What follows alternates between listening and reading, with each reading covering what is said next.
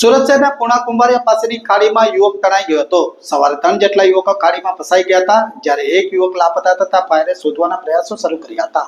સુરતમાં વરસતા ભારે વરસાદથી અનેક ઠેકાણે પાણી જોવા મળ્યા હતા, જ્યારે કેટલાક વિસ્તારના ઘરોમાં પણ પાણી ભરાતા લોકોએ તંત્ર અને રાજકીય નેતાની કામગીરી સામે સવાલો ઉઠાવ્યા હતા। જ્યારે શહેરમાં આવેલા પૂણા કુંભારિયા પાસેની ખાડીમાં યુવક તણાઈ ગયો હતો।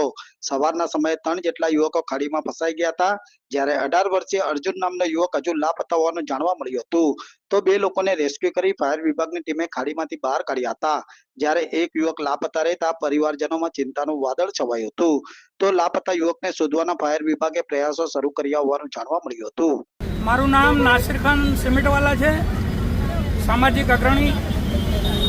હાલ આપણે મીઠી ખાડીની બાજુમાં પૂર્વ નેતા સબીર માસ્ટર એમના ઘરની સામે ઉભેલા છીએ અને આખો એમનો વિસ્તાર પાણીમાં ગરકાવ થઈ ગયો છે અને જે જગ્યા આપણે ઊભા છે એની બરાબર બાજુમાં સુરત મહાનગરપાલિકાએ પાણી ખેંચવાનું મશીન લાવીને 3 દિવસ 4 દિવસ અગાઉ મૂક્યું છે અને એ મશીન જ્યારે પાણીનો ભરાવો થયો 9.5 મીટરની સપાટીએ, ત્યારે એક પાનાની એમને અછત પડી છે। 19-20 નંબરનું પાનું નથી મળતું, જેના કારણે મશીન હાલ બંધ પડ્યું છે।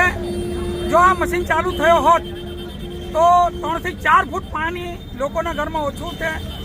જે પ્લાનિંગ માટે એન્જિનિયરોએ ડિઝાઇન બનાવી લાખો રૂપિયા ખર્ચીને આ મશીન અહીંયા મૂક્યું, એ મશીન સમયસર ચાલુ ન થાય તો સુરત મહાનગરપાલિકા નંબર 1 જે કહેવામાં આવે છે એની એન્જિનિયરિંગની કેટલી મેન્ટાલિટી છે એ આજે આપણી સમક્ષ જોવાઈ રહ્યું છે।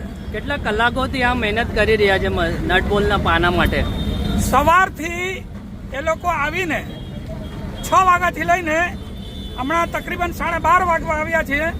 હજુ સુધી એમને 19-20 નંબરનું પાનું નથી મળતું, જેના કારણે આ મશીન ચાલુ થઈ શકે। હાલ કેટલા પાણી અહીંયા કયા વિસ્તારમાં કેટલા ફૂટ પાણી ભરાયેલું છે? હાલ આ મીઠી ખાડી વિસ્તાર ગુજરાત સ્લમ બોર્ડ, બેઠી કોલોની, કદીરી રોડ, ફૂલવાડી, રમાબાઈ ચોક, જે આખો કાંઠા વિસ્તારની બાજુમાં વસાહત છે, ત્યાં 5-5 ફૂટ પાણીનો ભરાવો થયો છે। અહીંયા એસએમસી કોર્પોરેશન દ્વારા કેવી કામગીરી કરવામાં આવી રહી છે? સુરત મહાનગરપાલિકા વરસાદની ઋતુ પહેલા ફક્ત ને ફક્ત કાગળ ઉપર ડિઝાઇન બનાવે છે, એનો અમલ થતો નથી। સુરત મહાનગરપાલિકાના મ્યુનિસિપલ કમિશનર અને પદાધિકારીઓ જે શાસનમાં બેઠા છે એ લોકો આવીને ફક્ત વાતો કરે છે, ફક્ત મીડિયાની સમક્ષ પોતાનો ઇન્ટરવ્યૂ આપે છે, પણ રિઝલ્ટ કંઈ હોતું નથી અને ગરીબ લોકો પાણીમાંથી ઘર છોડીને બીજી જગ્યા સહારો લેવા માટે મજબૂર બની જાય છે। કે દયાજનક સ્થિતિના જવાબદાર કોઈ હોય તો સુરત મહાનગરપાલિકાના કમિશનર અને શાસન પક્ષના તમામ અધિકારીઓ